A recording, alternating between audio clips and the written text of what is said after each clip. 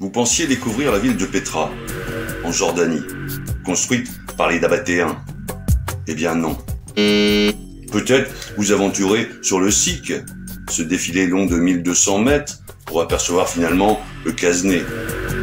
Eh bien non. Je vous amène à l'autre bout de la Méditerranée, à Majorque, entre Palma et Manacor, dans un village au joli nom de Petra.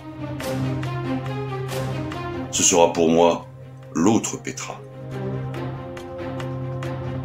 Mais ne partez pas, car dans ce village se trouve un trésor historique. À l'entrée du village se trouve le buste à la mémoire de Don Francisco Torres Nicolo, prêtre et historien local. C'est lui, après avoir trouvé par hasard la biographie de Junípero Serra, écrite par Francisco Palou en 1876, qui entreprit de diffuser la vie et l'œuvre de Junípero Serra. Mais qui est Junípero Serra? Il est né justement à Petra, à Majorque, en 1713. Puis il travailla dans l'exploitation agricole de ses parents. Jeune adulte, il obtient un doctorat en théologie de l'université de Palma de Majorque. Un de ses élèves, originaire de Majorque aussi, Francisco Palou, deviendra avec lui missionnaire. Ils embarquèrent tous deux pour le Nouveau Monde en 1740. Ce Nouveau Monde, de 1521 à 1821, s'appelle la Nouvelle-Espagne. À l'arrivée des deux hommes, à peu près 200 ans après la défaite de l'Empire aztèque, la colonie espagnole, comme on peut le voir sur la carte, s'étend de la Californie du Nord, de l'Arizona, l'Utah, le Nouveau-Mexique, le Texas et jusqu'au Costa Rica au sud. Il enseigne d'abord la philosophie au Collège de Mexico. Mais de cœur, Serra est un pionnier et un missionnaire. Il se porte alors volontaire pour remplacer les missionnaires décédés dans la Sierra Gorda, région montagneuse dans l'état actuel de Querétaro. Il arrive à la mission de Ralpan en 1750 et il décide de la faire reconstruire. Il commence également la construction de 4 autres missions franciscaines de la Sierra Gorda. Après Ralpan, ce sera Conca, la plus petite des 5. Puis il y a Landa, la plus ornée. Sa façade symboliserait la cité des dieux. Tilaco est l'ensemble plus complet des 5 missions, avec une église, un couvent, un atrium, une chapelle ouverte. Enfin, Tanecoyol, caractérisé du plus pur style baroque. Ces 5 missions, avec leur remarquable style mestizo-baroque, ont été inscrites dans la liste de l'UNESCO du patrimoine mondial en 2003. Toutes ces splendides églises ou missions sont construites sous l'impulsion du frère franciscain Junípero Serra, qui se convertit en fervent bienfaiteur et défenseur des indigènes de cette région face à la barbarie militaire. Je vous rappelle que les conquistadors et les inquisiteurs espagnols ont été particulièrement cruels avec la population amérindienne.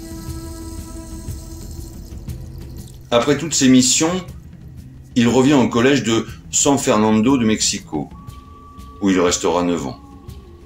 Puis, en 1769, à 54 ans, il rejoint une expédition en Haute-Californie, où il fonde sa première mission, San Diego de Alcala. Étant le président des missions de la Basse-Californie en 1767, Junípero Serra réalisera 9 missions jusqu'à sa mort. En 1770, c'est d'abord la mission Saint-Charles-Borromée, à Carmel, tout près de Monterey en Californie. Voici la mission de Saint-Gabriel-Archange, La ville a grandi autour de la mission et en 1852, elle est devenue le noyau d'origine du comté de Los Angeles. En 1772, c'est la mission San Luis Obispo de Tolosa. Junípero Serra est convaincu que San Luis Obispo serait un site parfait pour une mission, grâce aux ressources naturelles et des Chumash, une tribu amérindienne locale qui pourrait être utilisée comme main-d'œuvre, d'ailleurs souvent considérée comme de l'esclavage. Serra lui-même était connu pour intimider et contrôler les sujets indigènes.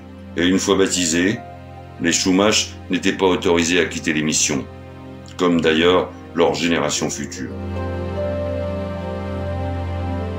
Une autre expédition arriva le 17 juin 1776 dans une baie au nord, à plus de 400 km de San Luis Obispo. Là, les religieux ont célébré la messe le 29 juin sur ce lieu qui recevra le nom de San Francisco en l'honneur de Saint François d'Assise. La mission San Juan Capistrano se situe entre Los Angeles et San Diego, en Californie. Cette mission fut destinée à évangéliser les Amérindiens, mais aussi à mettre en valeur les terres et à contrôler le territoire. La mission San Buenaventura, fondée en 1782, a été élevée récemment en basilique mineure par le pape François en 2020. La mission Sainte-Claire d'Assise, apparue le 12 janvier 1777 dans la ville actuelle de Santa Clara en Californie, a été nommée en l'honneur d'une femme, Sainte-Claire d'Assise, qui est la fondatrice de l'ordre des Clarisses. Je vous ai présenté 9 missions, dont la reproduction en céramique se trouve à Petra.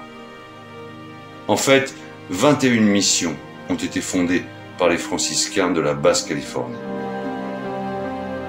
Les missions fondées sous la présidence de Junípero Serra faisaient partie intégrante de la naissance de plusieurs villes californiennes, notamment de San Francisco, San Diego, San Gabriel, San Luis Obispo, San Juan Capistrano, Santa Clara et Ventura. Le frère Junípero Serra décédera le 28 août 1784 dans la mission qu'il aimait particulièrement, la mission San Carlos Borromeo. On est bien loin de son village natal, qui, grâce à Francisco Torres, a conservé et honoré l'enfant du pays. Il est plaisant de voir le nom des rues dans ce village écrasé par le soleil.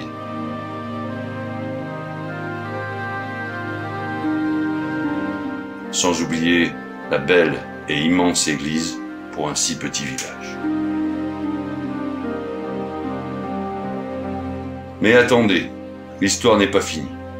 Le frère Junípero Serra a été béatifié par l'Église catholique en 1988. Je rappelle que la béatification assure par décret pontifical des vertus chrétiennes de façon exemplaire d'une personne. Et le pape François a procédé à sa canonisation le 23 septembre 2015. La canonisation est une déclaration officielle et définitive de la part de l'Église catholique ou des églises orthodoxes reconnaissant une personne défunte comme sainte. La canonisation de Junípero Serra a été perçue comme une offense par les Amérindiens de Californie. Ces derniers soutiennent que les missions ont été des lieux de souffrance pour leurs ancêtres, de suppression de leur culture, par des privations de liberté et des mauvais traitements, et par des conversions forcées. Mais les défenseurs de Junípero Serra mettent en évidence que le frère exerçait une influence modératrice sur l'oppression très violente de communautés autochtones, notamment par la force d'occupation coloniale. Le 19 juin 2020, des manifestants déboulonnent la statue de Saint Junípero Serra, qui représente l'assujettissement des Amérindiens. Le pape François reconnaît que l'Église a été source de souffrance envers diverses communautés et a demandé pardon pour cela le 9 juillet 2015. Alors, déplaçons-nous enfin dans la capitale des États-Unis, à Washington DC, et plus précisément au Capitole. Rien que ça.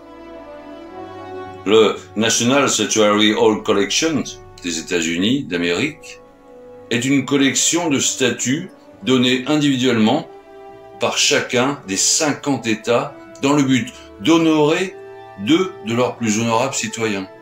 C'est ainsi que le franciscain Junipero Serra est considéré comme le père de la Californie. Voici donc une épopée qui nous aura fait voyager dans l'histoire et dans le temps.